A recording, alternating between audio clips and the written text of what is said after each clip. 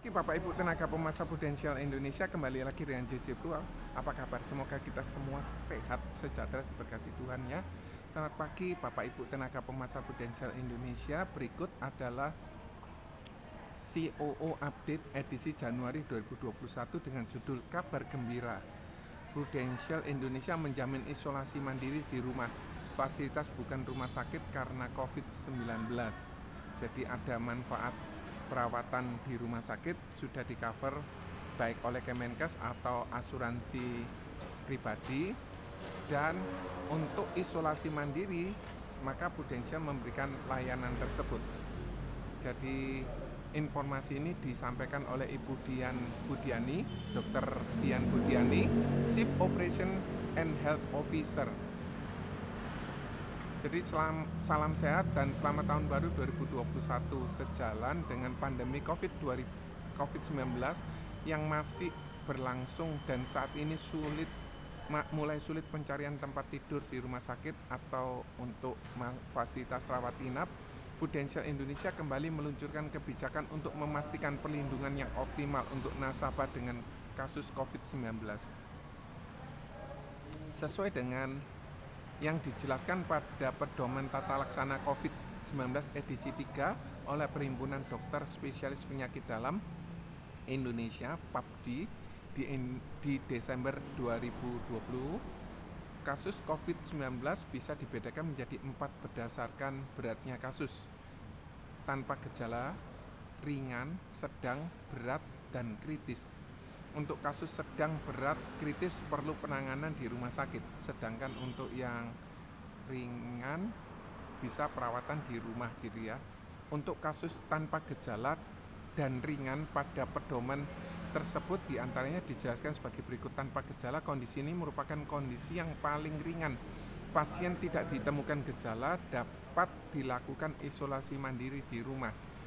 Pasien dengan gejala tanpa bukti pneumonia virus atau tanpa hipoksia dapat dilakukan isolasi dan pemantauan di rumah maupun di fasilitas karantina. Ketentuan polis manfaat Pru Hospital Surgical, Pru Prem Healthcare, Pru Solusi Sehat, dan variannya tidak memberikan perlindungan jika nasabah. Saya ulang lagi ya, untuk lebih jelas kita coba pahami salah satu contoh kasus COVID-19 dengan gejala ringan yang menjalani isolasi mandiri di rumah. Tanggal 12 sampai 13 nasabah mengalami demam ringan sekitar 37,5 derajat serta ngilu otot. Nasabah hanya beristirahat karena diperkirakan hanya dialaminya akibat kehujanan atau kelelahan. Tanggal 14 demam berlanjut sehingga nasabah memperlakukan swab tes, meneruskan istirahat, biaya swabnya 875. Tanggal 15 hasil PCR swab positif. Nasabah melakukan konsultasi ke dokter dan dokter memberikan resep serta nasabah diminta melakukan pemeriksaan darah. Biaya konsultasi dokter dan tes laboratorium, pembelian obat termasuk vitamin untuk 7 hari sebesar 6 juta. Nasabah juga perlu minta surat dari dokter yang menyatakan bahwa harus melakukan isolasi mandiri. Makasih ya. Dengan estimasi lama isolasi contoh kasus ini 14 hari. 15 sampai 28 nasabah menjalani isolasi mandiri di rumah dan tidak mengalami perburukan gejala. Nasabah berkonsultasi untuk telemedicine dinyatakan oleh dokter bahwa isolasi mandiri dapat dihentikan. Biaya telemedicine-nya 200.000 atas keinginan nasabah sendiri. Nasabah melakukan PCR swab dengan harga 1 juta. Hasil PCR swab test tersebut negatif. Nasabah berkonsultasi lagi melalui telemedicine, diresepkan vitamin dengan total biaya 500.000. Dalam kasus di atas, nasabah harus melampirkan surat keterangan dokter, gejala yang dirasakan oleh nasabah, diagnosa, hasil pemeriksaan fisik, perintah isolasi, lama hari isolasi, hasil pemeriksaan PCR atau rapid antigen positif, yang dan pemeriksaan harian, resep dokter, kwitansi dan dari rumah sakit atau klinik, apotek, jasa dokter, obat-obatan, kwitansi ya, jadi bukan nota. Karena nasabah melakukan telemedicine, nasabah juga perlu melakukan screen capture konsultasi dokter, resep, dan kwitansi untuk konsultasi telemedicine.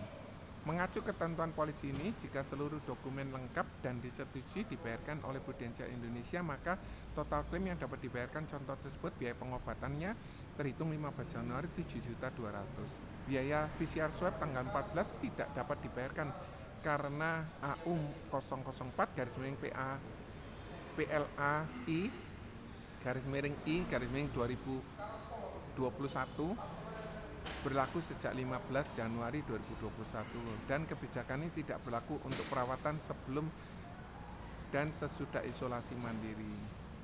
Biaya telemedicine dan pembelian vitamin tanggal 29 Januari tidak dapat dibayarkan karena dilakukan melebihi ketentuan 14 hari.